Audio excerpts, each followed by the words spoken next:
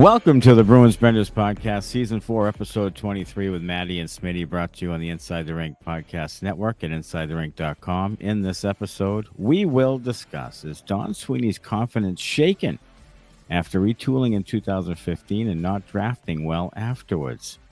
Now that Trent Frederic is hurt, would the Bruins consider an extension with him? Does he want it anyway? Are they screwed altogether? And what does a Mason Lohrei extension look like? All that and more right here on this episode. Hit subscribe on the Inside the Rinks YouTube channel. Follow us on social media at Bruins Benders and use this QR code on your screen to purchase event tickets, including Bruins tickets through Ticketmaster. Follow us each on X at Bender Smitty, at Mr. Matty Barry. And here we are, the Boston Bruins plummeting down the stream. They are now the 13th worst team, which is one spot out of the lottery. They are just 1 point shy of being in the lottery mix.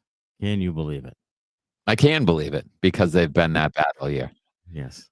And if you went by points percentage, I'm pretty sure they would be in it right now. Mm-hmm. So all they got to do is keep losing. Keep losing. Keep losing. And if you take a cue from what happened last night against the Toronto Maple Leafs, they will continue to lose because even when they're winning, they don't know how to win. They don't. They had a 3-0 lead last night, and they choked it away like the dogs they are.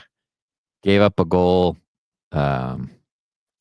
with the goalie pulled, Toronto's goalie pulled, and then lost it in overtime. And that's become the norm for this team, doing all the wrong things at all the wrong times. They've been losing leads left and right the last few games here. Yeah. They've been just coughing up points that they can't afford to give up. No. And again, against Toronto, a team that they have owned at home, up 3-0, playing some of the best hockey they played maybe all season. Mm-hmm. And all of a sudden, they put the brakes on. They decide not to play for large stretches, and Toronto's too talented. They come back and they win, and you lose a point there. You lose a point right out of the gate in the break to the Anaheim Ducks at home. Mm-hmm. I mean, you had a chance here with the Islanders coming up to get 6 points out of the gate at home. You've been great at home for most of the year. And you just, again, another opportunity. See, here's the thing. As sort of bad or mediocre or whatever you want to call it, they've been all year, they still had every opportunity to make the playoffs because other teams are just the same way. Yeah, there's a lot of mediocrity in the league right now. And so, as bad as they've been, and statistically, they're worse than their record shows. They are. But they somehow found a way to hang in these games and hang in there this season for the most part. But it's fallen apart lately. I mean, missing McAvoy and Hampus Lindholm now, what appears to be, a long stretch for McAvoy. They said he was week to week, and Lindholm appears to be out for the rest of the season. So, that certainly won't help. But they've just done so many bad things at bad times, inexplicably dumb plays, dumb turnovers, dumb pinches, bad play, bad goaltending, bad years. Like it goes on and on and on. And they really don't deserve to make the playoffs. And I don't know the whole 2-path thing with Sweeney, and we'll get to some of this a little bit later on, but I just don't know what team he's watching to make him think that this team can compete and earn a playoff spot and do any kind of damage in the playoffs. I just don't see it. I don't know what he sees. I don't know how he sees that. He's got to be delusional at this point. He has to have, black and gold colored glasses on. He's seeing it through, a prism of, I love these guys, or I love this team, or I love my job, or whatever the hell it is. I don't know what it is, but anybody else that's realistic can see that the team's not going anywhere, and they need to sell, starting probably a game or two ago, because now Trent Frederic's hurt, and we'll touch on that certainly coming up in the Chirps.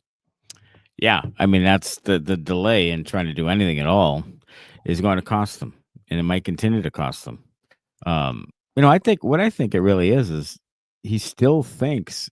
Look, I think he looks at the rest of the league, the rest of the opponents we just talked about, and says, "Well, those guys aren't any good too. If we just win like 4 in a row, if we come out of the gate here and win these 3 home games, and we just win 4 or 5 in a row, then they're still in the playoffs. Like, they're still in it." So I just think that that's part of the problem, is that the other teams really aren't separating themselves from the Bruins. So yeah, sure, but they have the fifth worst goal differential in the league. Like, doesn't that tell you something? Yeah. It tells you you think. The only teams worse than you are really, really bad. Really bad. Really bad. Mm-hmm. And then there's you, which means you're really, really bad. Yeah. I mean, really bad. Mm-hmm. Good teams blow you out. Blow you out of the rink. Mm-hmm. It's not close when you play against good teams. Yeah, you might hang it for a period or two, and then you get blown out of the rink. So, I mean, that's got to tell you. That should tell you, if you have a brain in your head, that the team needs drastic changes. Not just a little bit of a tweak here and there, or something along the edges, or, we really need a depth defenseman. No, drastic changes from the top down. Mm-hmm. General manager and president included. All of that. I mean, it won't happen, but it should. Yeah. Like, top down. Mm-hmm. It needs a complete overhaul, the organization. Yeah. I think the problem, I think the other thing is that, especially on the road, they get killed on the road against good teams. They've been a bad road team all year. And one of the indicators I always look at toward the end of the year is to see what teams might make a run. I always look at road record.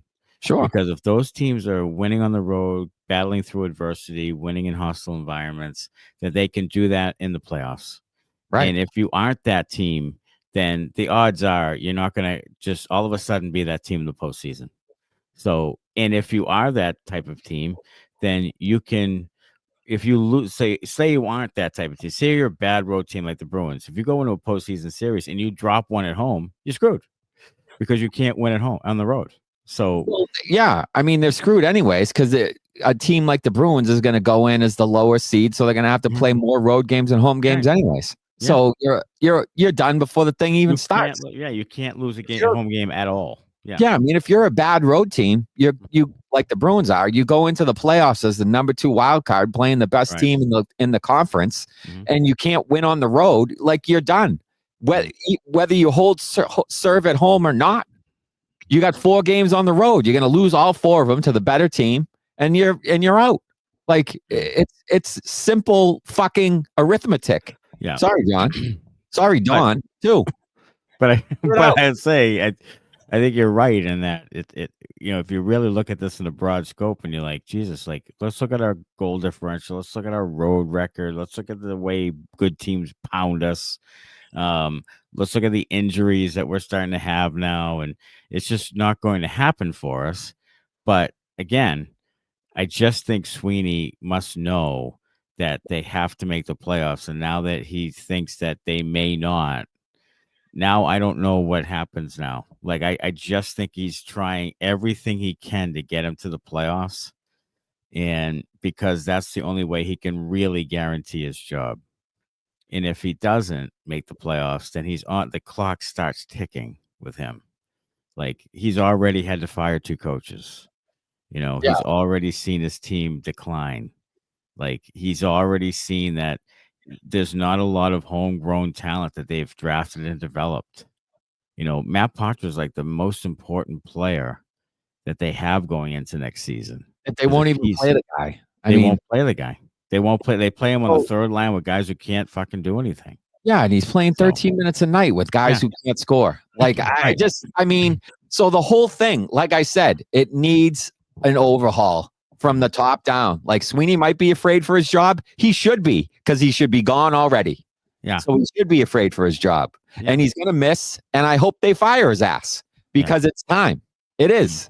He's had chances to build the roster. He's had chances to draft. He's had chances to hire the correct coach, and he's struck out on all the things. And he's fired the coach they probably should have fucking kept, who went somewhere else and won a cup, and he botched the first line center thing. He botched some, free agent signings, bidding against himself, paying Elias Lindholm almost $8 million a year to be a third line player.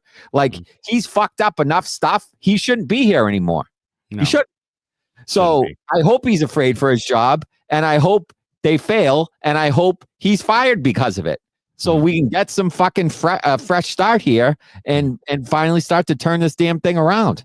Yeah. So I think it's going to be a real indication what they do here by the deadline as to how, if he'll be here or not. Like, if they don't do much, I'm thinking that maybe they didn't give him much. They said, you're not going to do all that much, and you're going to be bye-bye at the end of the year. It could be that, or it could be that he's just afraid. Or because he can't be afraid anymore. Like, what do you have to lose? Yeah. I mean, that's true. And as a normal person, like you or I, that would make sense. But to him, I'll go back to the thing. He's a sackless goof. Like, he can't, he cannot make a hockey trade if he thinks there's a possibility that he'll lose the trade. Yeah. He has no rights no, he doesn't. to go all in. It's everything's along the fringe, along the edges, minor tweaks, minor moves, minor this. Like, there's no core shaking trades. There's no big swings. There's nothing that leads you to believe he can do anything to turn this thing around. No, there isn't. And I don't know if it's the Riley Smith, Jimmy Hayes trade that made him gun shy with that stuff, or I don't know, because that's the only 50-50 trade he's ever really made, and he lost it badly. So, I don't know. But that leads us right into Seven Chirps, which is sponsored by Lops Brewing, Lobster Brewing and Tasting Room in downtown Woonsocket, Rhode Island, specializing in small batch ales and lagers. It's open 7 days a week. Use the coupon code SPORTS to get 10% off your online order. Go to lobsbrewing.com. Follow them at Lops Brewing for new beers and events. Chirp 1. Is Don Sweeney's confidence possibly shaken after retooling in 2015 and then taking those draft picks, not drafting well, and then not drafting well after, say, McAvoy and Swayman? Since then, 2018, there's nobody left. 2019, there's very little left. So could it be that he isn't quite sure how to retool? Oh yeah, that's definitely a possibility. I don't know if it's his confidence or if he just doesn't have a plan. But yeah, sure, it could be shaken. I hope it's shaken. I hope he's shaken to the core. But he needs to find his confidence. Do you think they don't? Do you think that he is unsure, like, where to go from here? Yes, I do think he is unsure, because I think he's trying to straddle the fence, like always. Yeah, like always. But back then, you had a core that was really good, and you could straddle that fence some and get away with it. You can't. Now you can't straddle. There's no reason to straddle any fences. Your team blows, and you have nothing coming down the pipeline, and you have to do something. So you can't fence ride anymore. No, you can't. And I don't know if he knows how to do that. I don't know if he knows how to exist in a world where he's not just making minor moves to a core that's already established. He has to build the core. He has to add to the current core, which I would call Pastrnak, McAvoy, Swayman. Three guys. That's it. That's all they have. Mm-hmm. That is the current core. Is 3 guys. That's not enough. So he needs to add to that. Can he figure that thing out? I don't think so. I don't think he can. There's some restrictions to it too. Yeah, I mean, he hasn't shown me any kind of inkling There hasn't been any signs from him that say, I can do this job. I have a plan. This is my direction. This is the type of players I want. This is the type of system I want. This is the type of coach I want. This is the type of development I want to do. These are the type of young players we want to draft. He doesn't have a plan for any of that, it appears. No. Maybe he does, and he just keeps it a secret, and he just uses the we're hard to play against thing, which we've gone over and over that. Like, that's made up. That's not a system. That's not a plan. That's not how you pick players. Hard to play again. Like, what does that even mean? I don't think he knows what it means. He likes the idea of it, but he doesn't know how to execute that. He doesn't know what that really means. Like, what type of player you need to make that thing happen. So he needs to go, and he needs to go sooner rather than later, because whether it's a shaken or not, a change needs to be made. Really, it's just really becoming frustrating, especially with Merkulov. Georgi Merkulov had a goal and 2 assists again tonight. He's white hot. John Farinacci scored again tonight. He's been white hot. Like, those are 2 guys I look at right now, and you can say what you want about Lysell. Maybe he doesn't deserve it, whatever. But those 2 guys, Merkulov and Farinacci, seem to me like they at least need a look, like a decent look, to see what you have there. And if it fails, so be it. Then it fails. Then those guys are AHLers, or Merkulov goes to the KHL or whatever. But don't you have to look at that the last 23 games or whatever it is? Don't you have to take a look at that going into next season? I feel like you do. But my problem with it is the way they look at it, I don't think is the way most teams or other teams would look at young players. Like, they don't give them a legitimate chance to succeed. No. They don't set them up to succeed. They'll start them on the 4th line, or whatever the case may be, and they'll play them 6 minutes. And if they make a mistake, they'll play them 5 minutes or 3 minutes. They'll get 9 shifts in the whole game. That's not enough time. Or they'll play them with guys who can't score. Like, they'll put Farinacci out there with Oliver Wahlstrom, offensive zone penalty waiting to happen. Oliver Wahlstrom, congratulations that you scored a lacrosse goal when you were 8 years old in mini 1-on-1. I mean, that's the only reason the guy's on the team, because he scored a goal on Nesson when he was 8 years old. Right. He's done nothing. He did nothing with the Islanders. The guy's just not an NHL player. He's done nothing except take offensive zone penalties. Yes. But that's, and every penalty he's taken is in the offensive zone. But that's the guy they give to Matt Poitras to play with. Yeah. And Trent Frederic, who's having the worst year of the last 3 years. Those are the 2 guys he played with. And has it, went a month without recording even a single point. Right. That's who Poitras gets. So when Farinacci comes up, who's he going to play with? Is he going to play with Trent Frederic and Riley Tufte and Cole Koepke and Max Jones? Like, who is he going to play with? Justin Brazeau. Yeah. Justin Brazeau, who is scratched, right. To hold his trade value, of course. Right. But, it's like they don't give these guys a chance. So, yeah, they should come up and they should get a chance. But I don't trust this management team to actually give them a legitimate shot to succeed. I don't. Either. So and I don't think those players trust the organization that they'll do them a solid either. I mean, Merkulov's been down there for 2 years and he's been producing at a very good rate now for 2 years and has gotten barely a sniff. And they've had injuries. They've had problems with scoring. They've had problems with the power play. Like all these things that you think, hey, there's a guy down there who's playing pretty well, who can do some of these things, and they don't give him a chance. They don't. So I don't know what that says to the young guys in your organization, but also to the guys on your current team. Like, you're struggling, but we're going to stick with you guys because, or we're going to bring up, the captain of the Providence Bruins who can hit, or we're going to go for a guy who's fast because we definitely need fast skaters who can't do anything, i.e. John Beecher. He still plays every night, but, yeah. I mean, he's the opposite of offense. Like if you looked up John Beecher in the dictionary, it would be a picture of a guy who could skate fast, and then his stick would be like broken in half. And he'd have one half in each hand, and he'd be like tripping over himself, fumbling the puck, down the ice. Yeah. He's not offensive. His play is offensive, but he's not offensive. And the thing with Merkulov, like I know what they're thinking. I know what Sweeney's thinking. Well, I got Geekie, Zacha, Pastrnak, and I got Marchand, Lindholm, Coyle. Where am I going to put him? Where's he going to play? Who's going to play over? Well, I'll tell you right now, I'll play him over Coyle. Coyle has sucked for 2 months at least. Yeah, like he hasn't done anything.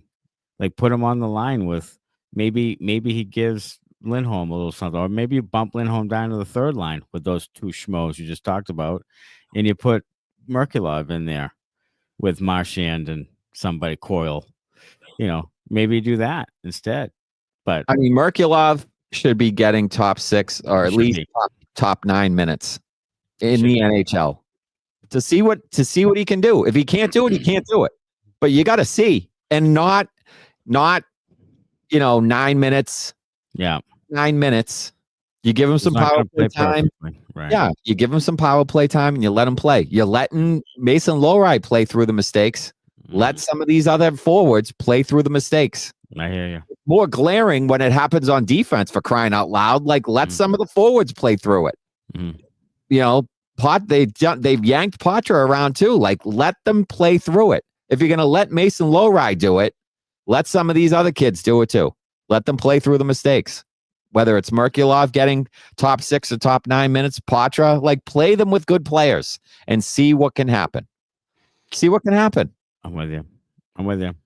Chirp number 2, Trent Frederic is now hurt. Would they consider extension? Does he even want it? Are they just completely screwed with it? They're completely screwed with it. They waited too long. Yeah. Supposedly, they've had numerous teams interested, and they didn't pull the trigger because Sweeney's holding out that glimmer of hope that they're going to make the playoffs. Well, light dawns on fucking Marblehead. They're not making the playoffs. And they should have traded him last week before he got hurt, and now he's hurt, and now you're fucked. Sorry, John, but you are. And so his they can still trade him. Being hurt, they'll just get less now. Yeah, because they waited too long. In fact, that's 100% a sprained MCL. Sure, and he's going to be out a couple of weeks, which is past the deadline. Yeah, and who's going to trade for a guy who's hurt? I mean, somebody will probably if they want, but it'll be less. No, you're gonna need. We're gonna get medicals, and you're gonna get a third, or they'll get a fourth, or something like that instead. Yeah. Oh, what a kick in the ass! What a kick in the balls! I mean, it's the whole. I mean, mismanaged. Yeah, mismanaged. Hear that a lot with Don Sweeney. Mismanaged, mismanaged cap, mismanaged. Assets, mismanaged. Free agents. How are they up against the cap again? They were 22. They had $22 million in space. Everybody talked about how they had all the space, and then they signed all these guys that aren't worth it and haven't done a damn thing. Actually, made your team regress, and now you're still up against the cap. It's like uncanny to me. It's just uncanny. Building the roster backwards. Building roster backwards. They sign all the fourth line fringe guys first, and then they don't have any money for the for the Swaymans of the world, so Swayman holds out, then that sets that whole thing back. He trades Allmark before Swayman signs, so that gives Swayman all the leverage in the world to hold out. You get held over a barrel. The return for Allmark was terrible. So, mismanaged in every area. He has mismanaged the team. How's that Mark Kastelic 3-year deal looking right now? I mean, he hasn't done a goddamn thing. No, since the first 10 games of the season. He hasn't done anything. I mean, you were right. You were right on that at the time. Yeah, I was. I lost my mind when that happened. Like, you don't do that with a fourth liner who just played at the time 35 games or whatever. Played fine. Did some nice things offensively. Played good. But you don't need to give him 3 years in December. Like, what are you doing? That was my call on it. Like, why? Unnecessary. And now here we are. Hasn't done a thing. I haven't seen a thing from him. Nope. In 3 months. Like, I mean, my God. I mean, this is what it is. Like, I don't know if it's low hanging fruit or if it's easy or if it's whatever, but to do that, it was just unnecessary at the time, and now it's coming true. Told you. Like, I don't know. Chirp 3. What does a Mason Lohrei extension look like? If I'm them, I go. He's RFA. Yeah, he's an RFA. I think I would probably try to stick to 1 year or maybe 2. I don't know. Like, I'm nervous about his defensive abilities. Like, offensively, obviously, he's talented. And you hope now over these last 20-ish games that he'll be able to gain some experience and learn and be better defensively. But it still worries me. So I'm thinking like I want to go like year to year right now while he's an RFA. I don't want to lock him up long term because it's the defense doesn't come around, then you're stuck. So what do you think? It's like a year 2.75 or something? Yeah, I'm thinking something like that. A year 2.75, a year 2.5. Yeah. What is he getting now? 2, 3, 1 something. What does he get? I don't even know. Is he getting 2, 3? I don't even know what he's getting. 9.25. 9.25. All right, okay, so 2.5 sounds fair. I would 9.25. I would go like 2. Yeah, 2. Or even 1.75. Yeah, I would go 2 tops. I think 1 year or 2. Okay, 1 year, $2 million. Yeah, I think so. I'm gonna call that they end up doing that for 2. Yeah, I mean it'll probably be a 2-year deal because they 2-year deal for 2 years for $4 million. I mean, yeah, so $2 million a year. I think that's probably what they'll do. Those 2 years, unless he bets on himself and is like, you know what, no, I'm gonna go 1 year. He could. He might. I mean, with Hampus Lindholm and his status up in the air now. Yeah. In Lohrei's stats right now, he's at about 19 minutes of ice time a game, so that's creeping up. He's been a horse in his career as USHL, and also in college, like playing 28 minutes a game. So he can do it. He can be a horse. He's 6'5", 220. He's big. He doesn't play physically, but he's a big dude. By all intents and purposes, he's pretty durable. Like, he hasn't really had any episodes here this year. Yeah. Or last. So, with the cap going up, I think 2 times 2, I think makes a lot of sense, I guess. I mean, I think I'd do that and be comfortable with that, I guess. But I kind of with you, the 1 year thing makes a little bit more sense, but 2 times 2 is fine. Yeah, I mean, I guess the only caveat for that would be if you do go 1 year and he does have a breakout year, then you got to pay him. Then you got to pay next year. So I mean, 2 times 2 is probably where it'll land. I'm just nervous about the defense. I wonder if they want to do like a 3-year deal. I wonder if they want to get ahead of it and think that he's going to continue to progress and try to get him 3 years at a low number. I mean, if they can do that, I mean, and it works out for them, then good for them. Yeah. But if it doesn't, I guess you're not killing yourselves that much. Yeah. But that's money. Look, and they need help in a lot of areas, and that's money you can spend other places if if it doesn't work out. So.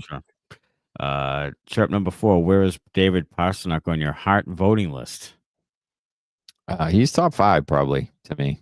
I think he is, and I think you could argue top 3, depending on how this ends. How this year ends up, because he has been again 2 years in a row now, far and away the straw that stirs the drink. Like he's got all sorts of points. he's on the ice for 30% or whatever plus percent of your goals you score. Like it's just been a one-man show essentially. Him and Geekie are shooting 20% or something since December 1st or something, or January 1st. Yeah. The two of them combined shooting 20%. The rest of the team is like 8.5%. Like, so they are the only two guys, and they're on the same line, and they're feeding each other. Mm-hmm. They're feeding off of each other, and that's it. After that, you're not getting much of anything from anybody. No, you're not. I would say Pasternak's right there. Other guys having better years, obviously, more productive years.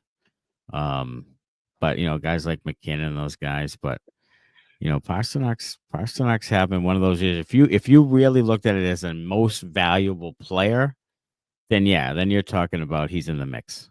He absolutely would be in the mix if it was most valuable player, but it's not. I mean, it's not that, because he should have been in the mix last year for it, and I think he did get a couple of votes, but he wasn't anywhere near the top. But it's your Dreisaitl's and your McKinnons, and I think you probably have to throw Connor Hellebuyck's name into this thing just because of how good Winnipeg's been, and they have some scorers obviously, and Connor and Scheifele, but I think without Hellebuyck, that's a different team. So and Kucherov in Tampa. So there's certainly some guys around the league who deserve it, but Pasternak's name should be in the conversation, because if he wasn't, they'd be the San Jose Sharks right now. I mean, they would be. They would. Pastrnak 8th in Hart last year. Yeah. So probably going to be right around there again, but I would consider a top 5 as well. Sure. Because he's just been everything to this team. In a lot of sense, he's been even more valuable this year than last, even though he had all that, that big year and far and away more productive than everybody else. But this year he's been dragging this team to even respectable. It's unbelievable. Chirp number 5, does the Frederic injury create a sense of urgency to get a deal done with somebody else? In other words, are they worried that somebody else might get hurt? And let's get on this train. I mean, honestly. I mean, look, I have a sense of urgency. Yeah. And I think you have a sense of urgency, and certainly producer Connor has a sense of urgency. He's wanted to trade half the team for like 3 weeks now. And we've all been on board that thing. I do not think Don Sweeney has a sense of urgency. I don't know. No, I think he's waiting to see what happens at the trade deadline. And I've said this all along. I think the people that are expecting the Bruins to be sellers and to sell a lot of guys off, I just don't think it's going to happen. And I'll believe it when I see it, kind of a thing. Because I think he does not like to trade off the NHL roster. That's been his MO in the past. I know they've been in different circumstances than this year, but he still doesn't appear to see that they are worse off. He still thinks they're a couple of puck bounces away from being a playoff team. Not the case at all. I think it was Saravelli who early on in the season said that Don Sweeney, he heard that the organization Sweeney and Neely were really surprised that they weren't better than they were. Yeah, which is even more frightening to me. It is. Because they really thought this roster was going to be pretty good, and that's what's even more scares me even more. That they now, what does that mean? Does that mean that they don't know which way to go? I really don't think they know, or they're sure of which way to go with it. They're not sure. They're not, and they should be. Everyone else can see it, except for the 2 guys sitting on the 9th floor. Everyone else can see it. Everyone can see it. Around the league, fan base. The only people that can't are Sweeney and Neely and maybe the ownership. But everyone else can see it. I think Joe Sacco sees it.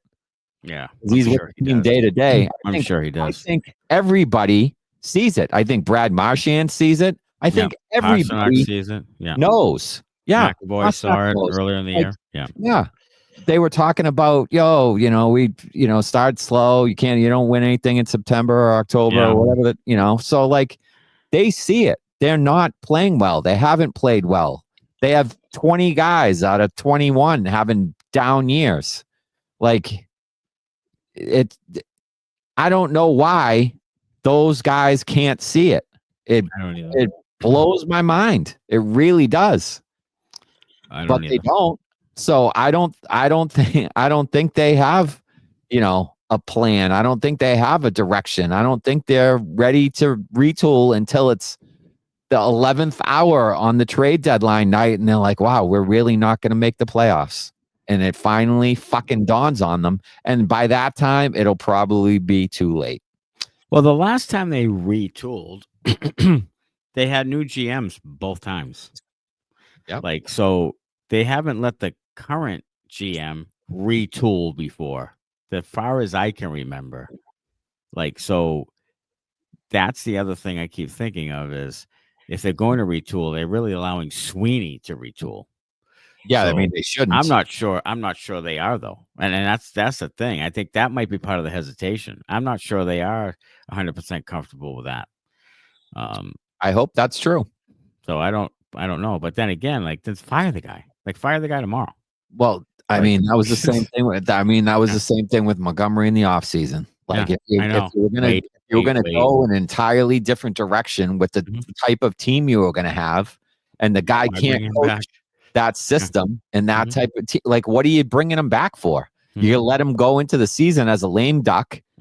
He's disinterested. He knows he's out the door because you didn't sign him to the extension, or you didn't want to sign the extension because he had a feeling you were moving in a different direction with the personnel. All those reasons, all those things, and you still held on to the guy. So is that an ownership problem? Is that a general managing problem? Is that a president problem? I don't know what it is. But like I said a million times, need an organizational enema. Clear it out. Start again. They do. Flush that baby right out. Don Sweeney. Sweens was on Nesson saying Marchand, as in Brad, has a decision to make in the next 7 to 10 days. What is that decision going to be? I am with you. I think he wants to leave. Yeah. I think he is not happy with the contract offers from the team, especially in light of some of the signings that the team has made to, Elias Lindholm as an example. So I think he, doesn't want to be part of a rebuild. I think he wants to go somewhere else for a chance to win, late in his career here. Yeah. And he deserves that right. And he deserves to go somewhere and have a chance. And look, I think he'll be rejuvenated somewhere else. I really do. If he goes, goes to a good team. And I think he'll take less money from that team. He will. I think it's the principle of the thing here. Like, you can't have me as your captain and then say you're going to take less money than Elias Lindholm, who has done nothing for this franchise ever. And you're expecting me to take a discount so you can pay that guy. That's the guy you gave me to help me win a championship here. No. So he's like, fuck that shit. I'm out. And he should be, and he has every reason to be, and he should be pissed at the team. And if he leaves, it's not on him. It's on ownership and Sweeney and Neely. It's on those guys for the contracts they signed and the team they put around this guy. It's on them.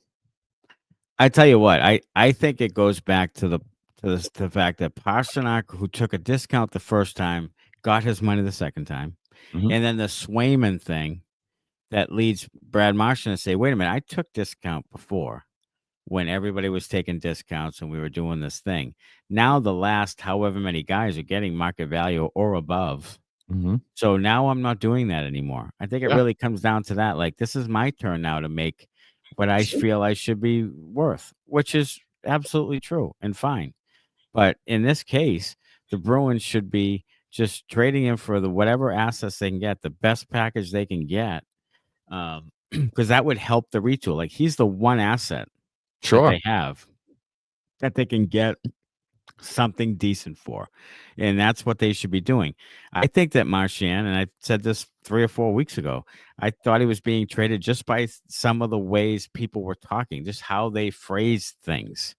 It was never like we're working towards this or we'll get it done. Don Sweeney even said about Swayman, we're eventually going to find the number. He's never said that with Marchand. Okay, he's never said it. And Marchand's done the right thing by not, but he did say last time in the press conference or in the post-game interview or whatever, practice, he said, the team's going to do what they want, that they feel is right for the group. Well, that leads me to believe that it's just done. It would have been done before if this was any easier. And that's what I kept thinking to myself. Why wasn't he extended before if he's this iconic player that you can't see in a Bruins without a Bruins sweater ever? Like, why wouldn't it have been done already? So it's all coming together now, is that he wants a certain number. They don't want to give it to him. And now Sweeney is saying this is Marchand's decision, 7 to 8 days, which means to me, they're not negotiating anymore. The offer's on the table. Yeah. And he decides whether or not he wants to take it. They're not going to talk anymore about it. That's what Sweeney's saying to me when he says that. So I agree. That's why I think Marchand's gone. And I think that he's going to be traded probably at the deadline, right, that day. And, it's going to be one of those. He's going to go to Colorado probably or somewhere like that and then sign a 2 or 3 year extension for a nice, friendly deal and try to go ahead and win another cup. And I think it's going to be Colorado because I really think he wants to go play with McKinnon. And the way Makar was talking about him at Four Nations, like it just starts to kind of you piece it all together.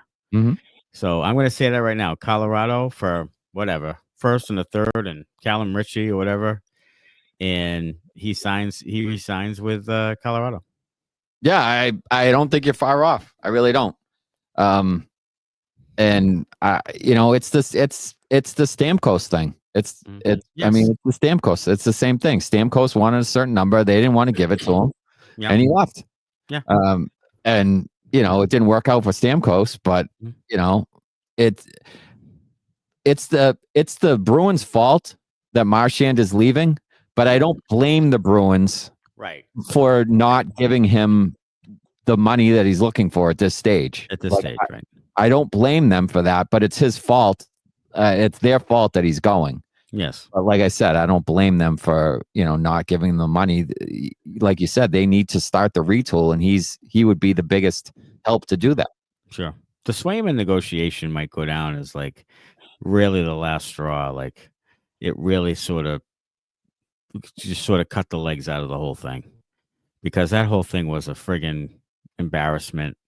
It was just a friggin' eyesore. And then the whole thing was just awful. And I think it really led to the beginning of the year where that was a major factor in how the year started. And it just wasn't great. And I think that you're going to look back at that and say, boy, that was that was sort of the last domino. Like that sort of just had the floor just collapse beneath them. I think that and the fact that Montgomery went into the season as a lame duck. As a lame duck coach, yeah. I mean, you set the season up to fail. I think those two things right from the very beginning did set the season up to just start on the wrong foot. And you had some guys banged up in training camp. So, that whole thing where you couldn't really get any continuity with the guys. And it was a shit show. Yeah. I mean, it was just, it was run poorly. It was, bad decisions. And, it just set the team up to fail from the very start of it all. Sure. Trip 7, how pissed are you that this is the hockey we have to watch? Very pissed. Yeah. And if you watch the post-game lives, you will have noticed how pissed I am. Yeah. You get to a certain point where you're a fan of a team for a very long time, and all you want to do is watch entertaining hockey. That's all you want. Yeah.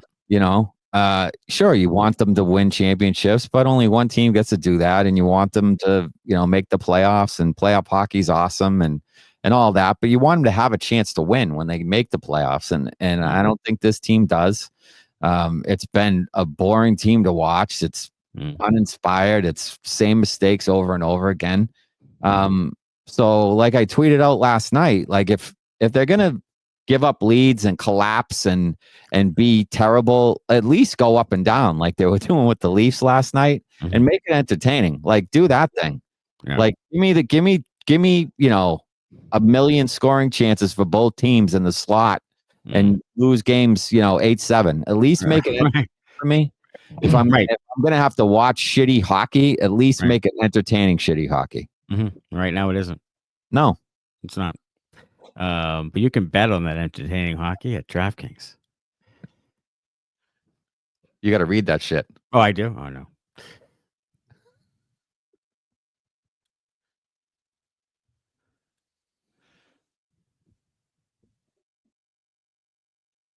DraftKings Sportsbook is Boston's hometown sportsbook. It's live right here in Massachusetts. Bet local on all your favorite sports from the comfort of your own home with DraftKings. To celebrate, all new customers will receive up to $200 in bonus bets when you sign up for DraftKings Sportsbook using code ITR.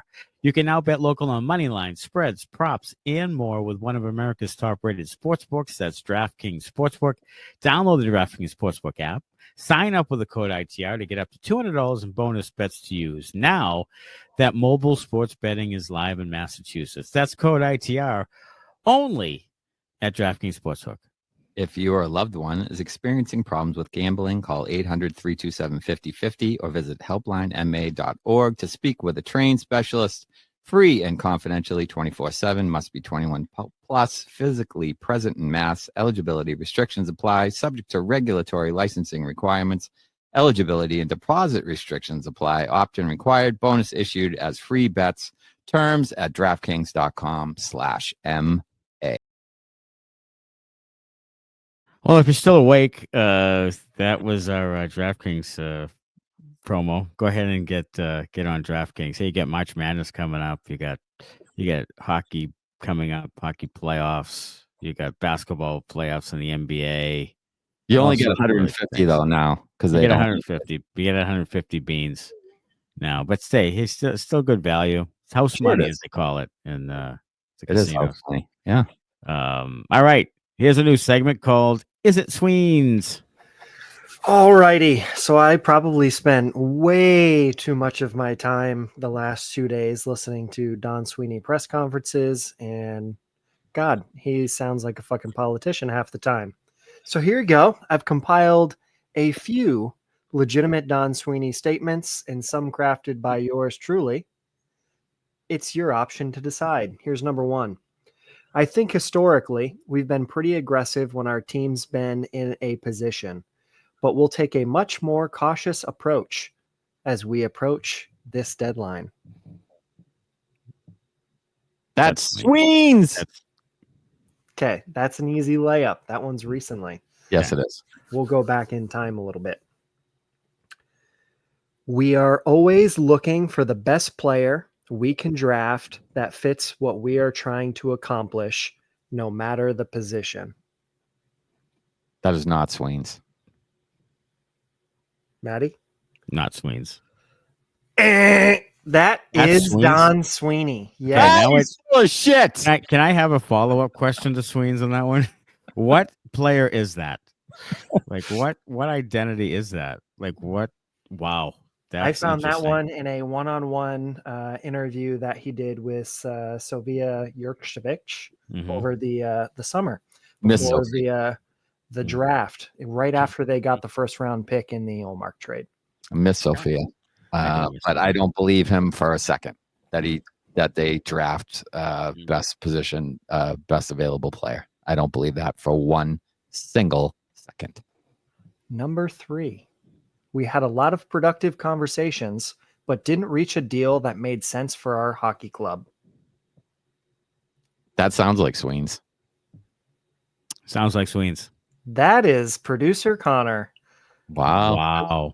I have listened to so much Don Sweeney over the past 2 days that I waited to write mine until after I had listened to him for 2 days. So I got good. I got to practice just in case Smitty becomes the GM. I can be the assistant. This is good. We just fucked up 2 of them. That's great. Yeah.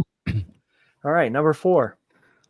I'll answer questions, but I won't get into the specific of negotiations out of respect for the privacy of our players. We are excited about our group, and we are excited to start this season. Yeah, that's Sweens. That's Sweens. Abso-fucking-lutely, that's Sweens. Yeah. I like the makeup of this group. We have a lot of confidence in the team moving forward, and we are excited to take the next step. That is you. That is Sweens. That is producer Connor. You are right, Smitty. Man. All right. And last but not least, this is a short one. Constant communication, constant dialogue, trying to find the middle ground to get a deal done. Sweens. Absolutely. That one is Don. Yeah. Fucking That is Sweens. A landing spot, landing strip, whatever it is. Sweens. Try to find a landing strip. Don Sweeney. You probably can't do that either. Oh, Christ. I don't know. Oh. All right. Well, beauty for this week is David Pastrnak. Gonna love you, eh? They're gonna be loving you from dawn until dawn. Pasta has a 15 game point streak. He has his 8th 30 goal season. He's approaching 400 goals, probably get that early next year. And he's just been really dynamite for this team for the last 6-8 weeks. Like just been the whole team really trying to drag this team to victory, including last night. And he's become a Maple Leafs killer. He has the most points in the league since January 1. Most points. Most points in the league. And he's on pace. He's on pace for a 100-point season now. He is now again. Yep. Another 100-point season on a team that can't score and is not very good. Yeah. That is correct. And speaking of a team that can't score and isn't very good, your bender this week is your Boston Bruins. Great, asshole. Oh, wait. The bender. There it is. So here's the Boston Bruins. Here's why they're a bender. League leaders, league rankings, team wide. Goals for your Boston Bruins are 23rd. Goals against 24th. Assists 26th. Shooting percentage 24th. Power play 30th. Penalty killing 25th. Penalty minutes last. So that's really that's bottom 7 of the league in everything. At least bottom 7. Bottom 9. I'm sorry, bottom 9. 23. Bottom 9 and everything. Goals for, they're 23rd. Everything else, they're 24th or worst. Yeah, so the bottom 9 in at the most bottom 9. So they're a lottery team in those stats.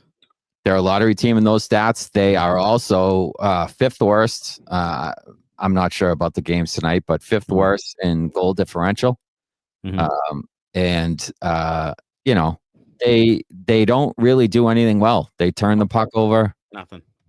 They have had bad goaltending at times. They aren't particularly physical. They don't particularly forecheck very well. They do this. They have the same mistakes over and over again. It's just not a good hockey club. It's not a good hockey club. Not at all. So they are my bender this week because, it's been painful for me to watch this all year long. Week ahead, if you want some more pain, February 27th versus the Islanders, March 1st at Pittsburgh, March 2nd, the next day at Minnesota, and then March 4th versus Nashville. So those are the next 4 coming up this week. And then you get down to the last 19 games of the season after that stretch. And you actually get to the March 7th trade deadline, which is a week from Friday. Realistically, you could win all 4. They could win all 4 of those games. Yes, with Kaprizov out. Yes, they could win all 4 of those games. Worse at home. They're not a very good home team. Yes. They're a very good road team. So, the Islanders, you should be able to win that game. Pittsburgh is worse than you. Minnesota's not good at home. Nashville's terrible. Like, you should be able to win all those You can games. get 8 points right there. You should be able to. Spoken like Don Sweeney. You should be able to. Is the word. I'm going to throw this out there. Let's say they do. Let's say they get 8 points right here. Let's say they rip off 4 in a row right here. Yeah. What happens? They probably buy at the deadline. Yep. Like a bunch of fucking assholes. Yeah, they buy some asshole rental in a depth defenseman. Yeah. And they try to make the push for the playoffs. They do. They don't make it. Correct. And missed opportunities everywhere. Freddie walks. Marchand walks. All your assets you had, which aren't many, are gone without any return. Correct. Yeah. So that's what's going to happen if they win really, these 4. Like I've said, I'll believe the trades when I see them. I'll believe it when I see it. And, they're holding out, like I said, every last ounce, every last glimmer of hope that they're going to be able to somehow get back in this thing and make the playoffs. Yeah. Well, and they're going to end up shooting themselves in the foot because of it. They are, because they have a murderous stretch after that. They do. So this is not. This is going to be fool's gold if they win these 4 games, and just enough to screw them over. So hopefully they don't get 8 points here. Jesus. Hopefully they're smart about it. Just hopefully they're smart about it. Can't let Marchand walk. Seriously? That would be just so stupid. Monumentally stupid. Oh my God. That would be so, especially in the predicament you're in right now. Hey, please head over to the merch shop and grab some Bruins Benders merch. Subscribe to the Inside the Rink YouTube channel. Join us after every game on YouTube for Bruins Benders post-game live. It's been absolutely fantastic all season long. Keeps growing. Join us in the comments section. Tell us your thoughts. We talk about it on the air, and big old chat group in there. Had over 300 comments in there last night after the Toronto loss. And give us a rate review on Apple Podcasts as well. And also follow us on Spotify. We're all over the place on all those platforms. Until next week's episode, as always, go Bruins. Thanks a lot. Bye-bye.